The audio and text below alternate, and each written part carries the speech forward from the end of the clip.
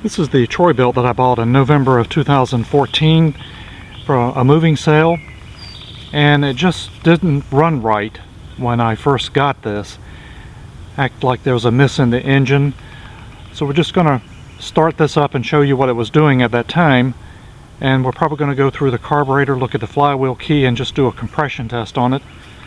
This has got the auto choke on it. There's no primer bulb. I mean, it's a great looking lawnmower in really great shape. Just seemed to have a miss in it and just run really rough.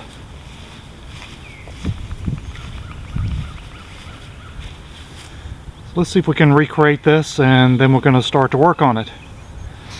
See if this will start. It's been a number of months now. Here we go.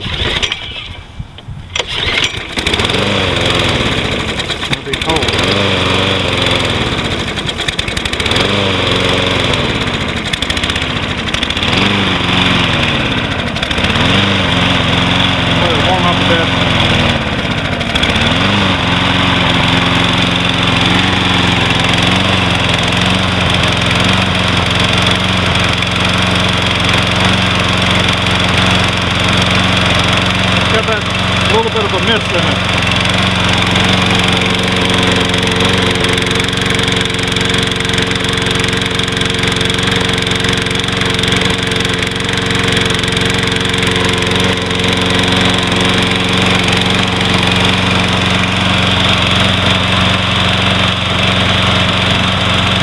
We're going to see if we can make this Troy Bilt run better.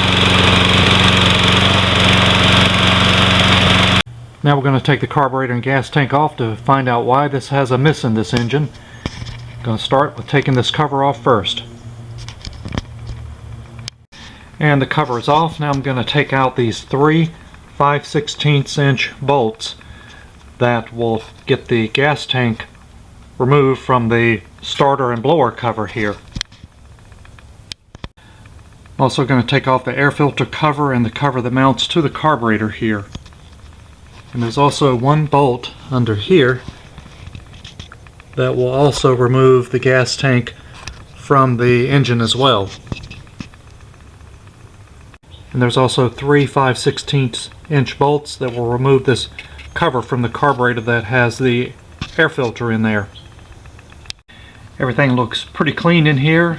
Now I've got a 1/4 inch bolt to take off here that will remove the auto choke from the carburetor, and then we got two 3/8 inch bolts to remove the carburetor. I'm going to take the carburetor and gas tank off as a unit,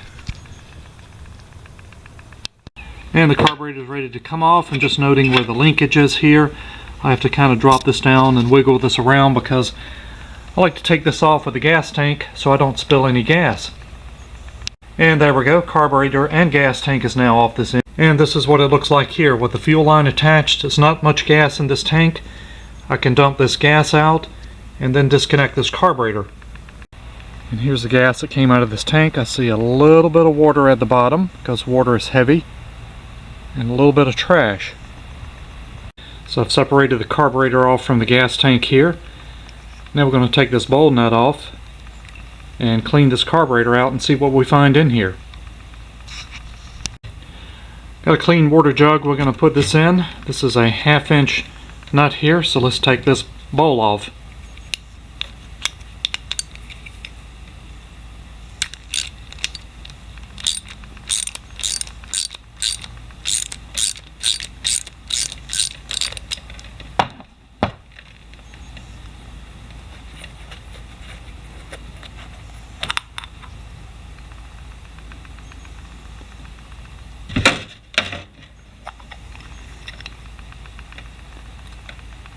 And most of the gas had already poured out of here. A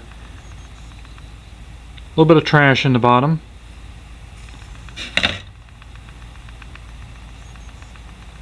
Float pin's partially out.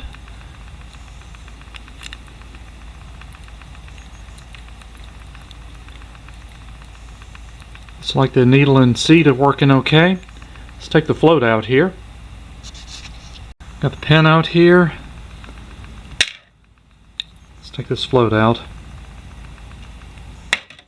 and the needle fell in there.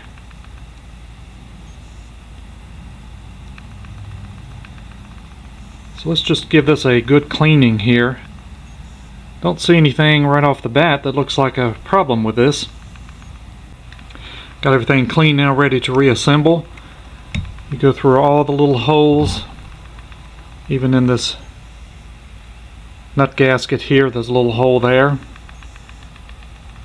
Make sure everything is clean.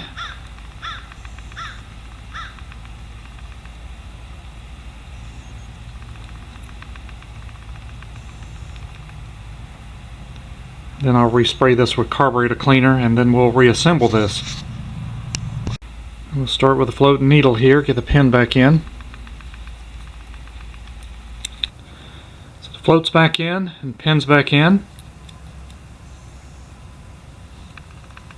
Let's get the bulb gasket back on.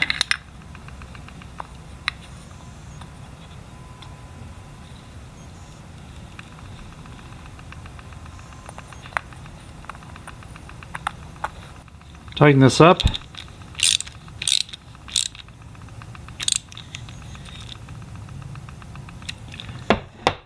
This carburetor's been cleaned, ready to put back on. And the carburetor's back on. I'll install the fuel tank next. Thought I would show how this auto choke feature worked. I've already put this back on, but with the engine off, you can see it's in choke mode here, the butterfly. And as soon as the engine turns over, the air blows this fan open, so it's not choking anymore, and all this mechanism is working like it should on here. Nothing's sticking. So let's get the fuel tank back on. Alright, the carburetor and the gas tank's back assembled, and I put gas in this and it's not leaking, which is a good sign. Let me put this cover back on and we'll give this a start.